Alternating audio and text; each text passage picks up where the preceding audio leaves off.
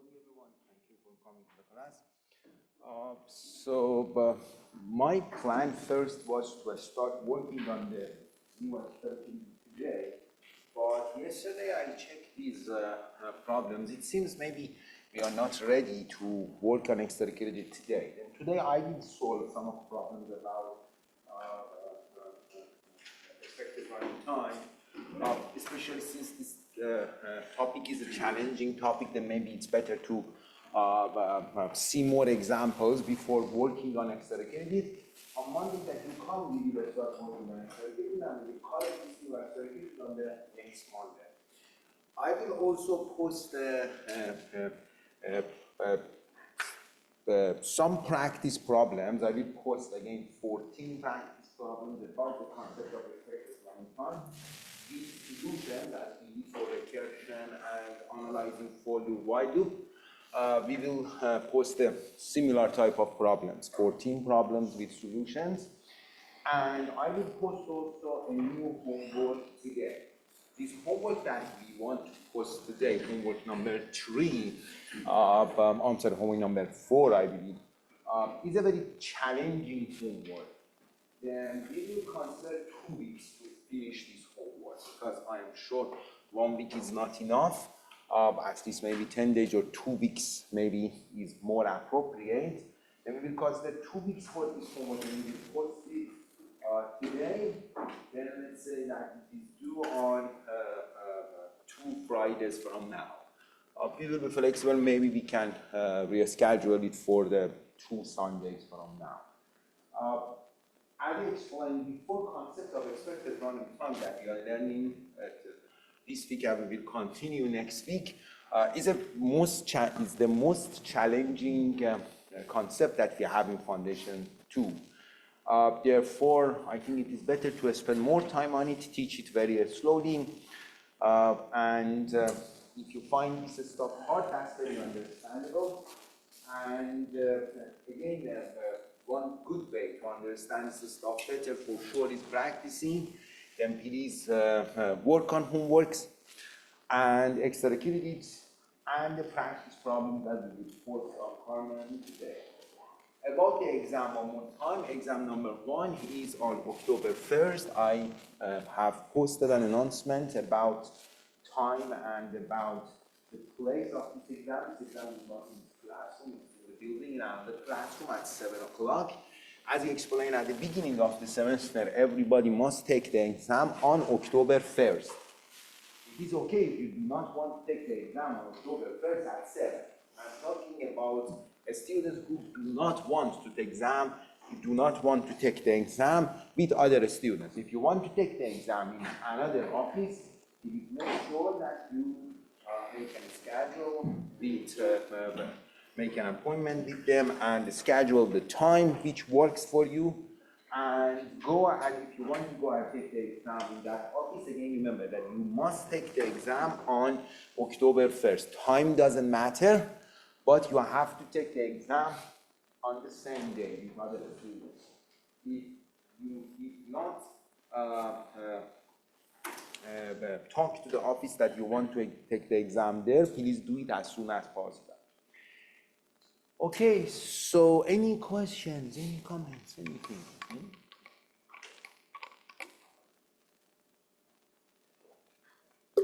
So, okay, what we did up to now, as I explained, then there are some variables in our algorithm which is chosen randomly. Just finding the worst case running time sometimes doesn't give us very realistic running time about our algorithm. We have solved, for example, that hiring process problem. You could see that in that problem, if you wanted to find the worst case running time, because we wanted to invite some applicants for hiring, and we interviewed these applicants, and we did not know exactly how many of these applicants we will hire, because we explain every day the interview.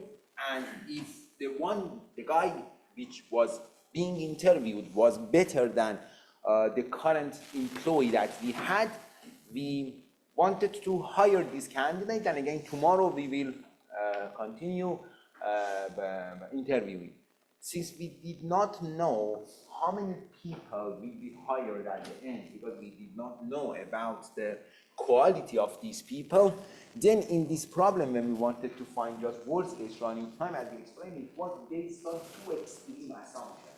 What that assumption was? The assumption was that these people who are coming for interviewing are sorted in the increasing order. It means that the quality is sorted in the increasing order. This is very unlikely because only God of this world can say that when some people are coming for interview, all of them are sorted. It means that the first one is the worst one and the last one is the best one.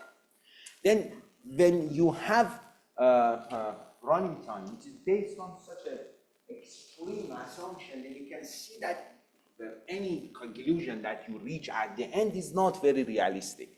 When the more realistic situation happens, when you assume these people who are coming for interviewing are distributed randomly.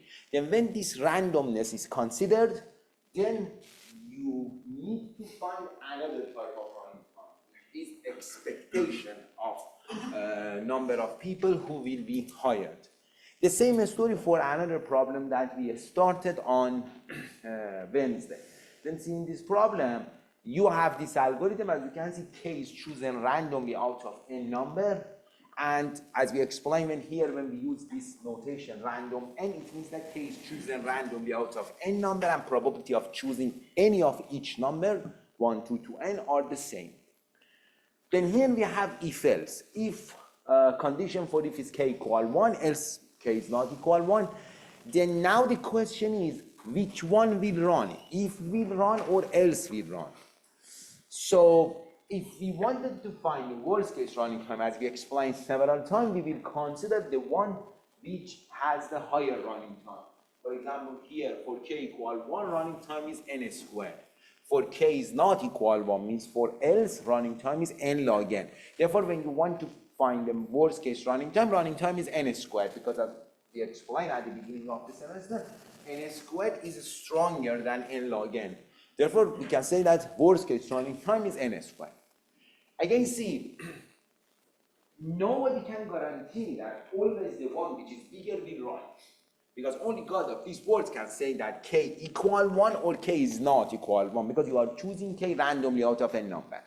See, when such uncertainty involved, if you want to have the better understanding, if you want to have the better conclusion, it is better to find our expectation. One more time, I explained this before, and you will hear this from me a lot until end of the semester.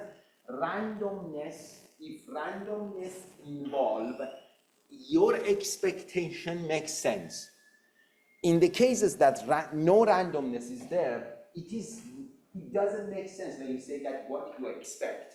Again, remember my funny example? In countries like my country, that the result of election is known 2 years before election, if someone said, what is your expectation about the winner, people would laugh. In my country, if you say, for example, who do you think will win in the election that we have 2 years from now, everybody would laugh. Because everybody knows who is the winner. So what does it mean when you say that, what is your expectation? Of course, everybody knows who is winner. But if winner is not known, then in this case, expectation makes sense. It's exactly the same. Then, for cases that no randomness is involved, in mathematics, this kind of situations are called deterministic experience. And when randomness is there, it's called a stochastic experience. And here, as you can see, since k is chosen randomly, then expectation makes sense. Means we want to know that mathematically, if or else should be expected. In other words, if we want to bet, to say that if we run or else we run, mathematics will tell us which one is better for considering as the winner. K is 1 or k is not 1. Okay, so questions, comments, anything? To solve this problem, we want to borrow one formula from statistics. This formula is also on the slide that I have posted for reviewing the statistics. I will write the formula. I will explain what this formula is telling us. Very, very helpful formula. Until end of this chapter, we will use this formula a lot. And please ask if you find formula challenging, because formula is challenging. There's nothing wrong with you if you find it challenging. See, in this case, we want to divide our scenarios into two cases. Case one, case not one. And write it on the board. Solution is on the slide. Then see solution with all details on the slide. But it is better to write it on a board. We can explain better.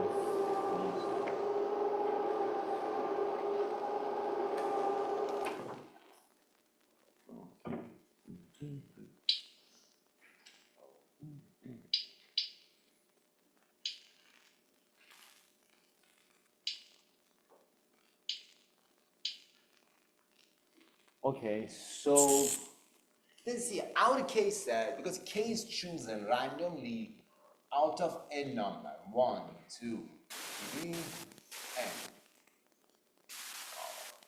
And probability of everything is the same. Probability of 1 equal to probability of 2, go to probability of n equals to 1 over n. These are some well-known facts. What values are considering for K? We can say that we have two scenarios. K is 1 or K is not 1. For some problems, you have more than two scenarios. We will solve examples like this, but in this example, there are just two scenarios. What I define X is number of iterations. Number of iterations is not noun because number of iterations is based on value that you will choose for K. Since I do not know, I will choose K equal 1 or K is not equal 1, then now I do not know what is the number of iterations. See, we have some uncertainty about the number of times that this algorithm runs. Then I will find my expectation of number of iterations. This is one of the foundation of statistics. Then forget about those horrible stuff, those horrible formulas, those horrible distributions that you have seen in statistics. If you understand this, you understand everything that you are expected to understand as an undergrad student, which is not math major student. Yes, if your major is mathematics, a little bit higher is expected. But if your major is not mathematics, the only thing that people expect, at least me as a mathematician expect you understand is this. When something is a stochastic, the exact value is not noun. Then people find their expectation. Here the number of iterations of this algorithm is not noun because it is based on the K value that you are choosing and K value is chosen randomly. Then I will find my expectation. Now the question is for all problems that we will solve in this chapter, we will do the same. Now the question is how we can find this expectation. This expectation can be divided into two cases. K equal 1, K is not 1. Then I will write this guy can be divided into two parts, expected of X when K is 1 and expected of X when K is not 1. So I divided this into two cases. Expected of X, this guy is given, a straight line, when K is 1, given K is 1. Or expected of X when K is not. I have or here. Or should be translated. Mathematically, or always means some. And when you want to translate or into the language of mathematics, always or means some. Maybe you have seen this in statistics, then say or means some. And means product. Yes, please. So for the y, so what about the e and the p? Is that just like? You mean this? Yeah, just like that y. Oh, this one means given. Or then. This straight line is Also like the one in front of the e. Is that just like? In front of E. You are there. Oh, this one? Oh, I see. Oh, that's the notation of if you don't want to write in this way, don't write it this way. That's the way that I started writing even I was a student. But so mostly some people, like when they wanted to distinguish between usual E and E as the expected value, they write in this line. When they want to distinguish between usual P and P as the probability, they write in this way. That's just for beauty. I don't know if you find any beauty here, but okay. That's for beauty. See, mathematicians really care about beauty, see? Because we are a beautiful people. any questions? Any comments? My wife always says that you guys are beautiful from inside and outside. So, we are beautiful from inside and outside. Very good. Okay, any questions, any comments? Then, Leo, this is just a notation for beauty. If you don't want to write it, if you want to write E, use. In the slide, you can see that DE also is used. Okay, any other questions, comments? Then see, I divided our cases into two scenarios, case one, case not one. Since I am using OR, when we want to translate OR into mathematics, we use SOM. Now, someone can say that, how do you know that case one? And how do you know that case not one? See, when you have uncertainty should be added to your equation by probability. Then see, I will multiply this guy by the probability of the case that case one, and I will multiply this guy by the probability of the case that case not one. See? That's the technique that we will use a lot until end of the semester. It doesn't matter how many cases you have. You can have, for example, 10 scenarios. In our class, the most challenging problem that we will solve, we have 4 scenarios. But the same procedure will be followed.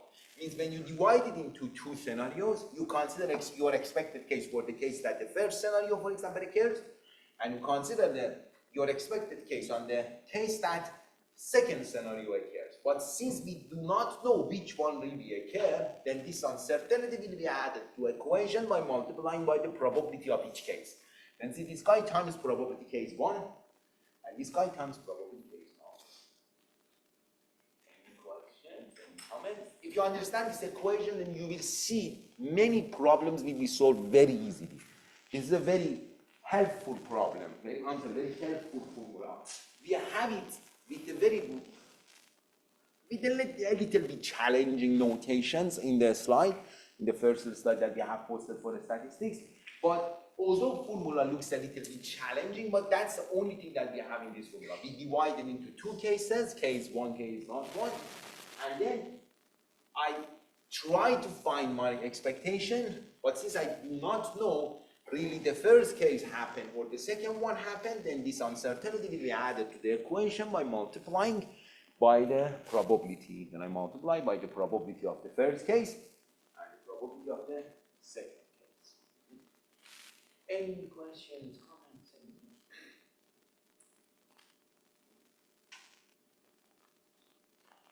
Let's evaluate these probabilities first. Probability of k equal 1, I think, is easy because here we have probability of 1 equal 1 over n. Therefore, this probability can be found easily, 1 over n. What about probability of k is not 1? Because probability of k equal 1, that's a negation of k is not 1, then this probability is 1 minus 1 over n. That's the one formula that we had. We also reviewed this formula one more time. If the probability of one event is known, probability of its negation can be found by subtracting from 1. Then we have 1 minus 1 over n. Now the question is, what is this expectation? If we come back to the algorithm that we have this algorithm. If case 1, running time was, let me see, what was running time? N squared. Running time is n squared. And else means when k is not 1, running time was n log n. That's what we had in the pseudocode that is on that slide. When k equal 1, you had nested loop. Both had the number of iteration n, then n times n squared. When k is not 1, again we had 2 nested loop, running time of one of them n, another log of n, I multiplied it, and running time is n log n. So then what you can say that when k is 1, because you are evaluating your expectation of the number of iterations. Then case 1, number of iterations is down, is n squared. Therefore, here I can say that this expectation also is n squared. And then case not 1, number of iterations is n log n. Therefore, my expectation also is n log n. Then we have n log n. It's fine.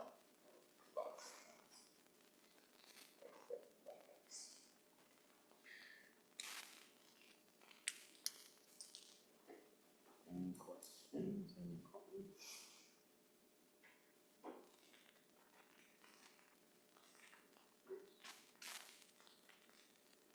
Before continuing, I would like to add one notation. This expectation, which is your expectation about the number of times that you iterate, sometimes is denoted by E of Tn or T of En. I don't know which one is used in the slide. In the slide, you see. Yes, E of Tn is used here. E of Tn. That's a notation that we use in the homework and in the slide. They have the same meaning. E of Tn means your expectation of the number of iterations. Then, but in the slide, both of these notations are used. Just want to make sure that when you read, especially for the rubric, when you use the rubric and the solutions of the practice problem that we post on Harman today, this notation sometimes is used for this, but have the same meaning. Your expectation of the number of iterations. And the reason that people write in this way, because here you have a function of n, and people want to show that here you have a function of n. This notation is used very often. Okay, we are ready to find and evaluate our solution. Then n squared over n, here we have n. In this case, if you distribute, then you have n log n minus log n. Minus log n. See, I have n squared over n. I simplified, I got n. Here I distributed this and I got n log n. This n and n cancel each other. I got the minus log n. Since our goal is not to find, is not just to find the expectation.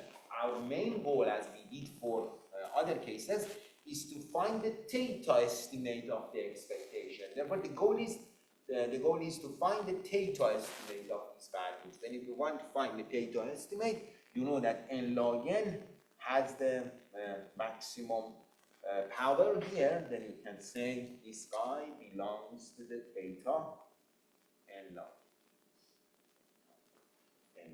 N log n is stronger than n, is stronger than log of n, then n log n will eat both. When you have n log n left, then you can say that your expected running time asymptotically is same as n log n. Any questions? Any comments?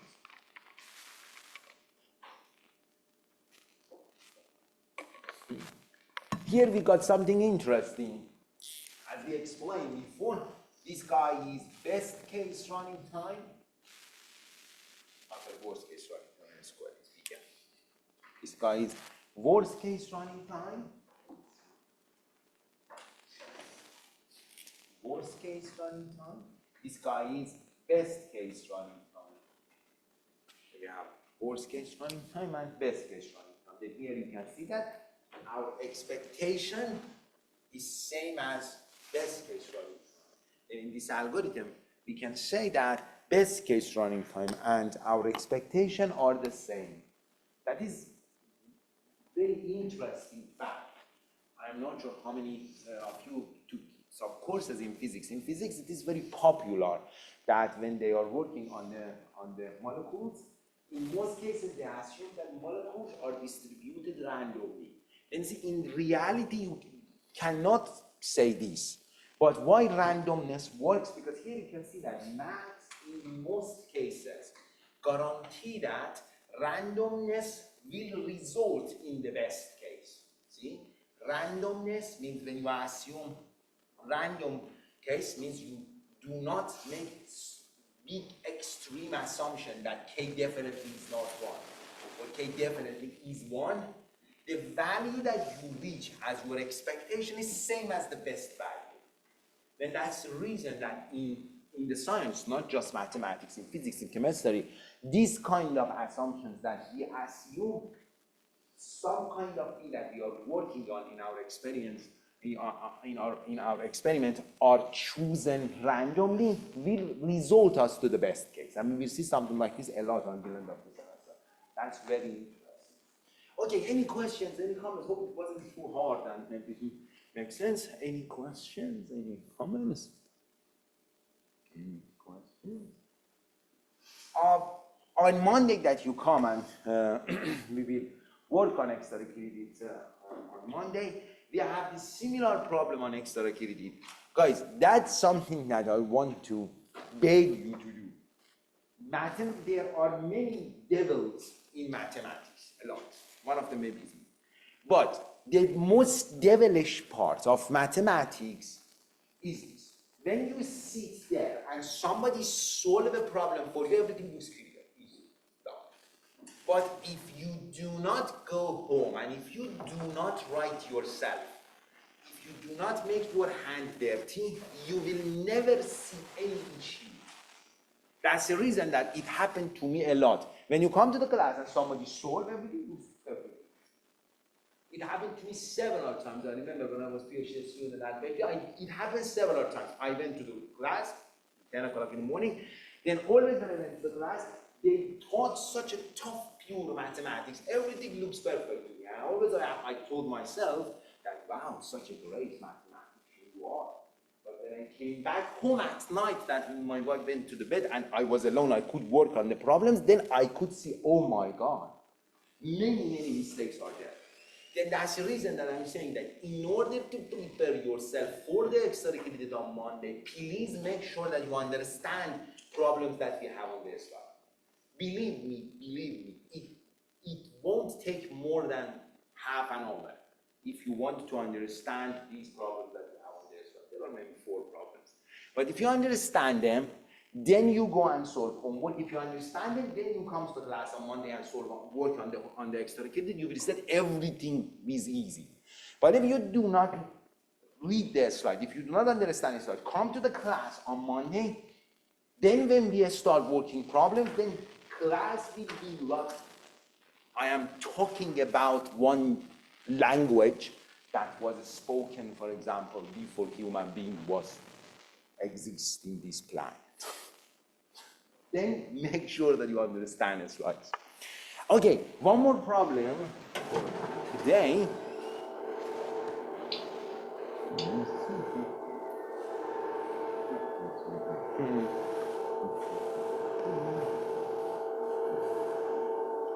This problem is a little bit tricky, yeah?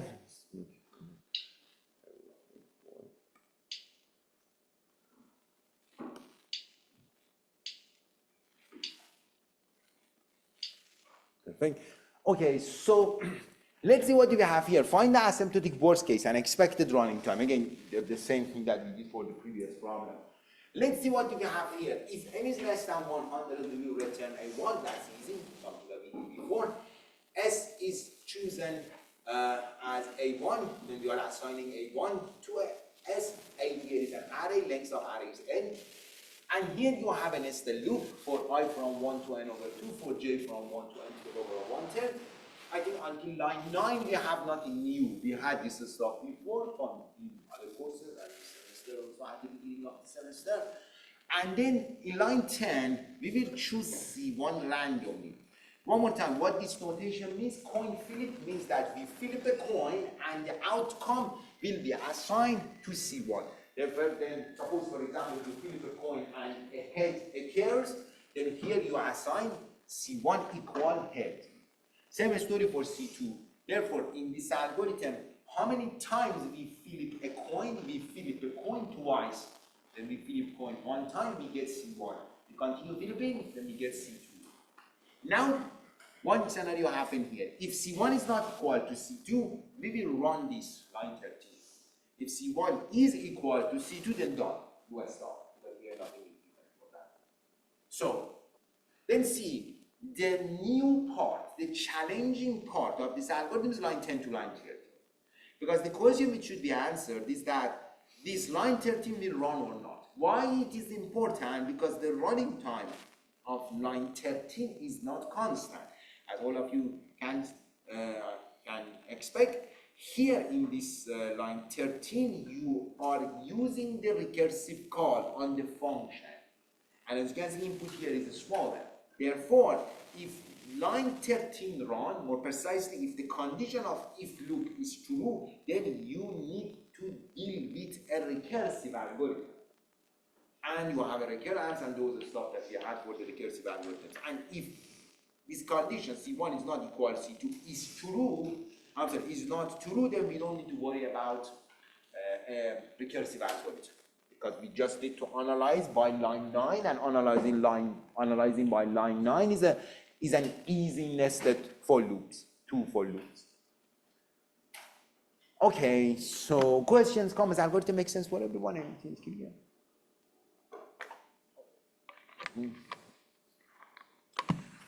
I would like first to explain about best case and worst case. Again, see how we will evaluate best case and worst case. We will assume the condition that we have for if is true, and we will see what is the running time. Then we will assume the condition that we have for if is not true, and we will evaluate the running time. The one which is bigger is the worst case, the one which is smaller is the best case. Then we will assume that C1 and C2 are chosen random. It means that we do not know if this condition is true or not. And in that case, we will evaluate our expectation. That one will give us the expected value. For all of them, because remember that when we say we will evaluate these running times, I mean we will evaluate the asymptotic behavior of these running times. So then first, let's find worst case, best case, which is easier. Then we will talk about cases that randomness is considered. Okay.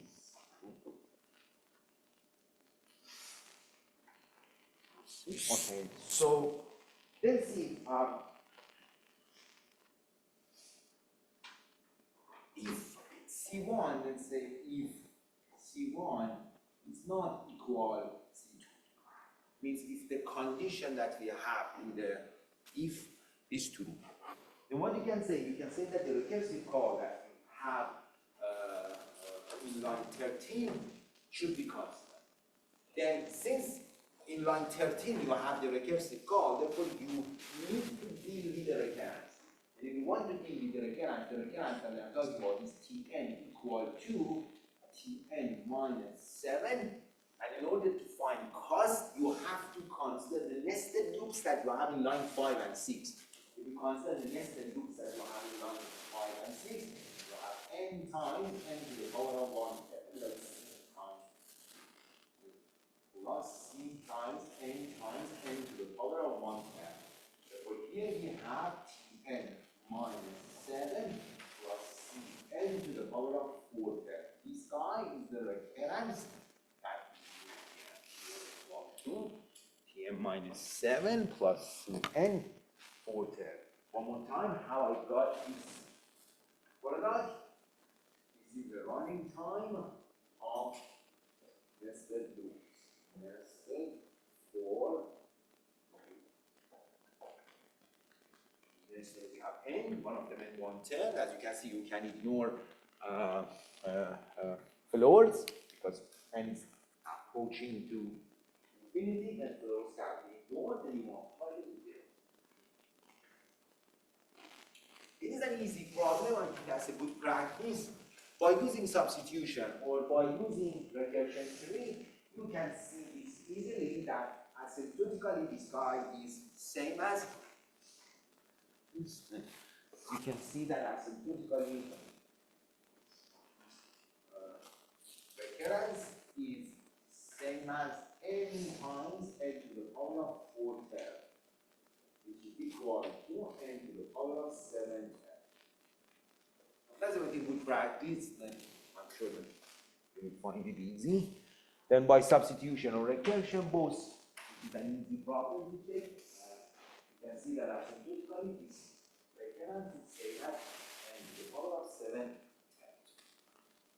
That's for the case that we assume if condition is not true. I'm sorry, if is true. If we assume if condition is not true, that's for the case that we assume if condition is true, we got this data estimate for the running time in the power of 7 steps. When you assume the condition that you have in if is not true, it means that you can ignore line 13 because line 13 won't run. And since you can ignore line 13, therefore this recursive call will be vanished. Therefore here what we have Tn equal to Cn to the power of 4. Means just the nested for loops that we have in line 5 and 6 should be considered. And this time, as is basically same as n to the power of 4. Because the recursive call, which is in line 13, won't run, then you can ignore that. Then this recursive call will vanish, then this call gone, then just n to the power of 4 there. Okay?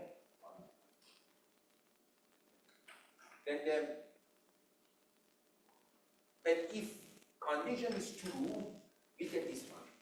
When if condition is not true, we get this condition. When you compare them, then for sure this guy is stronger. Then since this guy is stronger, then this guy is worse case running time, and this guy is best case running time. And worst running time, worst case running time is n to the power of 7/3, and best case running time is n to the power of 4. So we compare them. We can see that n to the power of 7/3 has the higher power, then it is stronger.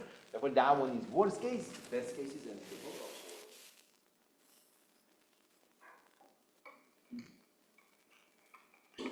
Any questions? Comments?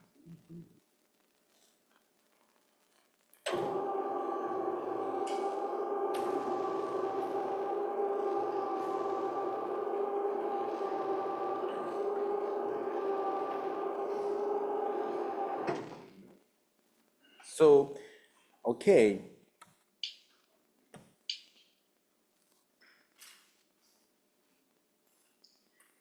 Okay, now let's come back to the, okay, any questions, any comments about worst and best?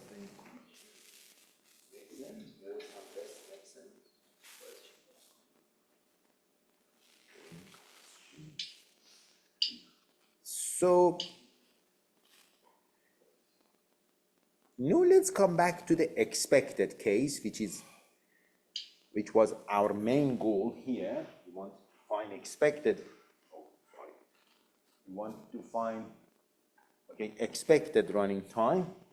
So in this case that we want to find expected running time, first we need to remember some facts that we have here. First, C1 and C2, which are chosen randomly here, are chosen randomly by flipping a coin. And you can say that for C1, you have two scenarios, a head and tail. For C2, also the same. You have two scenarios, head and tail, because you flip a coin twice. Then C1 is the outcome of flipping the coin the first time, C2 is the outcome of flipping the coin second time. And you have two scenarios. C1 is not equal C2, C1 is equal. Again, I have completed the same thing. It means that my cases can be divided into two cases, which are C1 is not C2, or, let me write this maybe on the top. My cases can be divided into two scenarios. C1 is not C2, or C1 is C2, see? Then again, although the solution, we will see that this problem is different, but mathematically the technique which is used is the same as the previous problem. Means you are choosing C1, C2 randomly, and you divide your cases into two scenarios. C1 is not C2, or C1 is C2. Again, the same formula can be written. X is the number of iterations. Since the number of iterations is not down, because number of iterations is based on values that you choose for C1 and C2, which are chosen randomly. Therefore, here we need to find our expectation of the number of iterations. Then when we want to evaluate the number of when we want to evaluate our expectation of the number of iterations, we will consider again two scenarios. Based on the formula or technique that we used for the previous problem, we can say that this expectation is expectation of x when C1 is not C2, or means plus, and our expectation when C1 is C2. Again, see, I am dividing this into two parts. Then case that C1 is not C2 and case that C1 is C2. When we want to evaluate our expectation, we can say that our expectation equal to expectation when C1 is not C2 or with plus our expectation when C1 is C2. Since I do not know, because I cannot be sure that definitely this one is true or this one is true, then this uncertainty will be added to this equation by multiplying by probability. Probability of C1 is not C2. Probability of C1 is not C2 plus probability of C1 is C2. Because we just divided into two cases, then here this expectation should be multiplied by the probability because we are uncertain about this. Then always uncertainty will be added to the equation by multiplication. Then here the same. You have expectation, you are not certain about C1 is C2, then you will multiply the probability of C1 is C2. So question, comment here. I hope I'm not going too fast. Any questions?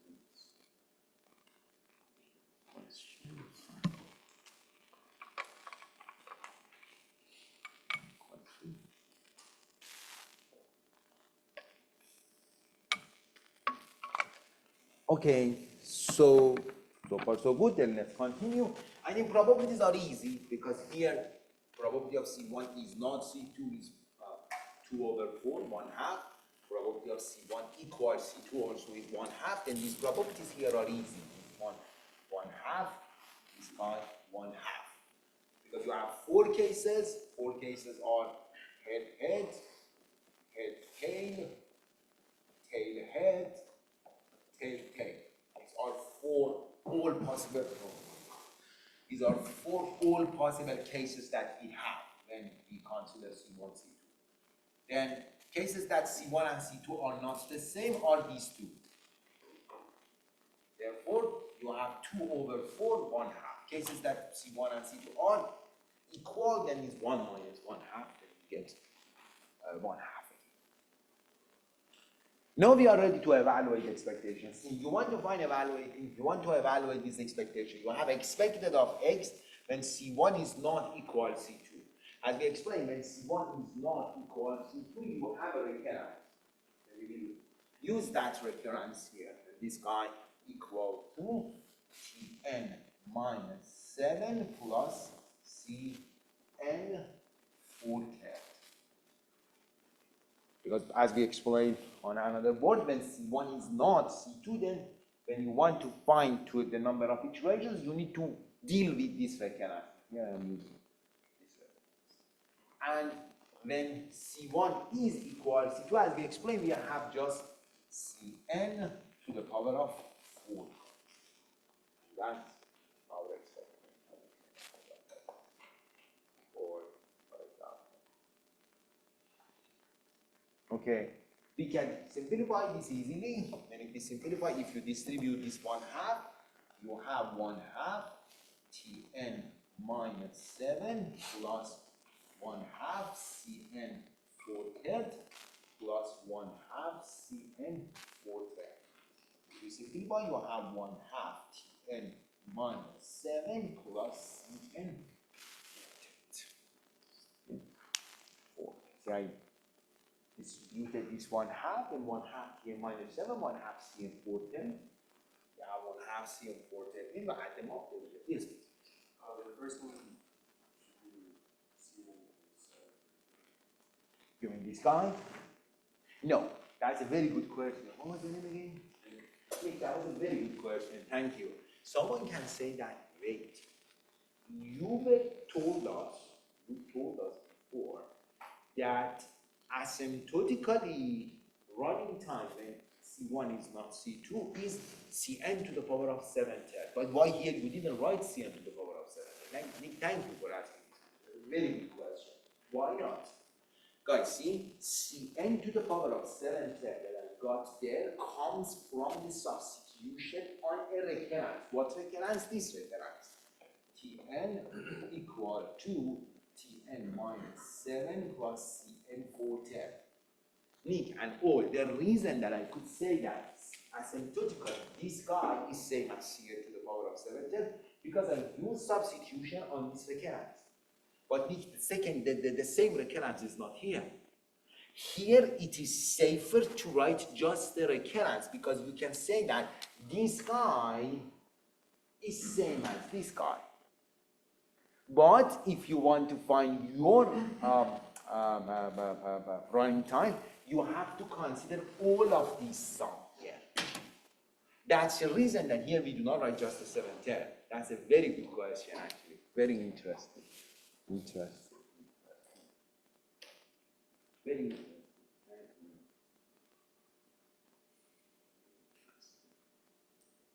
I like this question. Very interesting question. Everybody's following? One more time. See, someone can say that you told us asymptotically when C1 is not C2, running time is Cn 7 third. Why didn't you write Cn 7 third here? Here, you just wrote a recurrence because remember that Cn 7 third comes from the case that Tn equal to this recurrence and you use the substitution of this recurrence and you can find 7 third. But here we do not have the same thing here. My expectation is this part. How I got this, then this guy comes from the recursive call, this guy comes from the for loops. Then my expectation is this guy. But if I want to consider my total expectation, which is my goal here, this sum also should be considered. Therefore, my total expectation is this equation, not just this equation. Therefore, if you want to use substitution, substitution should be used on this equation, see? Because the difference between expected value and worst case value that we evaluated before is to consider all possibilities and just considering just one possibility. Is it just one possibility? It is all possibilities. Questions, comments? Nick, thank you. That was a very good question. That was a very interesting question. So, when we have recurrence, then here when we want to find them, because again, I have found the expected running time, but the goal is to find asymptotic expected running time. Then we need to deal with this recurrence Tn equal to 1/2 Tn minus 7 plus Cn 4 third. Here we can use substitution very easily. If we use substitution, it is an easy problem. Then we will substitute n by n minus 7. We have Tn minus 7 equal to 1/2 Tn minus 14 plus Cn minus 7 4 third. And if you substitute Tn minus 7 by this equation, you have 1/2 squared Tn minus 14 plus Cn minus 7 4 third plus Cn 4 third. And if we continue substituting, then put this here, then if we continue, then we can have this Tn equal to, then another constant 1/2 to the power of k, Tn minus 7k, go to 1/2 squared, Tn minus 2 times 7, plus, sorry, I forgot to write 1/2 here,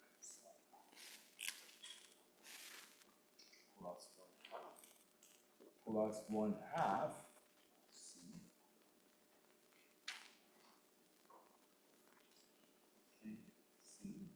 plus 1 half Cn minus 7 4/10.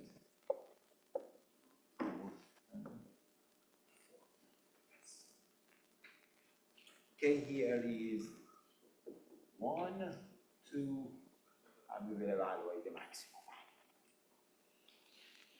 And if we use substitution, we will get that equation eventually 1 half to the power of k, Tn minus 7k, and 1 half to the power of k minus 1, Cn minus 7k minus 1. 1 half squared Cn minus 2 times 7, 4/10, and 1 half Cn minus 7, 4/10 plus Cn 4/10. Please write 2 steps of substitution at home. That's a very good practice actually to recall you the concept of recurrence that we had a week ago.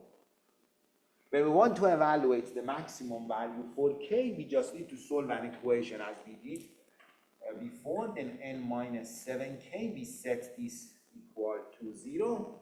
Then k equal to n over 7.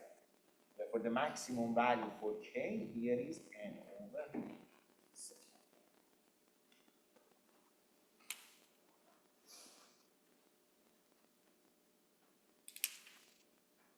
Any questions?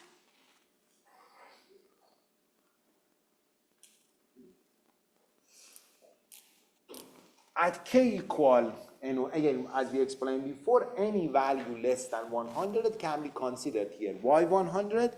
Because if you look at the pseudocode that we have on the slide, then you can see that when n is less than or equal to 100, you have a constant running time. Then anything less than 100 can be written here. But for simplicity, I wrote 0. Anything less than 100 eventually will give you the same answer. If you consider this equation on this k, then we will reach to, because this guy can be replaced with c, because running time at 100 is constant. Therefore, we reach to this equation Tn equal to, I will replace this guy with c, 1 half to the power of k times c, go to 1 half squared c n minus 14 over 4/10, 1 half c n minus 7 4/10 plus c n 4. I didn't do anything complicated. The only thing that I did was replacing this t with c. I replaced this t with c. That's all.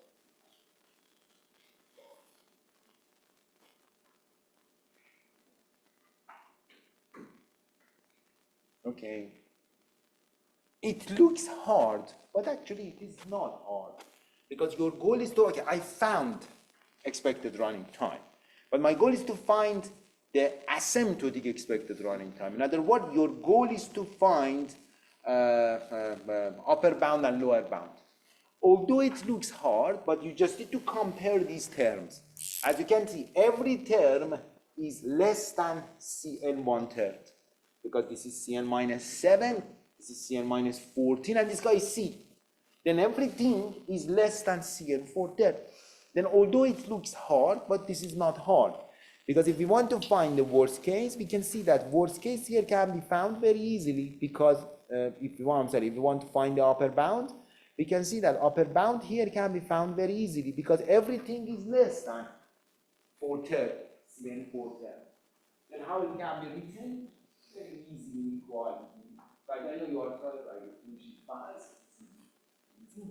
Then we can say Tn is less than 1 half to the power of k Cn 4/10, 1 half to the power of k minus 1 Cn 4/10, go to 1 half squared Cn 4/10, 1 half Cn 4/10, and then Cn 4/10. That's the upper bound. But everything is less than Cn 4/10. Then you just need to replace everything with the Cn 4/10. And here Cn 4/10 is in common. Then you will get this signal, sigma I from 0 to k, 1 half. this is the geometry sum. Again, it leads to our famous geometry sum. You factor out C and quarter, you got a geometry sum. This geometry sum that we have has the base less than 1, when this is less than C and quarter, sigma I from 0 into 1. So when you consider just K term, this is smaller than the case that you consider infinity many terms. This guy is constant. Therefore, as in good point, this is same as that's the upper bound. I believe lower bound is clear. You don't need to evaluate lower bound because expected value is bigger than this. And what is this? This is C and quarter. The lower bound already is not. Upper bound is hard. That the evaluated upper bound. The lower bound is always expected is bigger than this, then this is bigger than that. Lower bound also is this, upper bound is 7, then expected case is 8.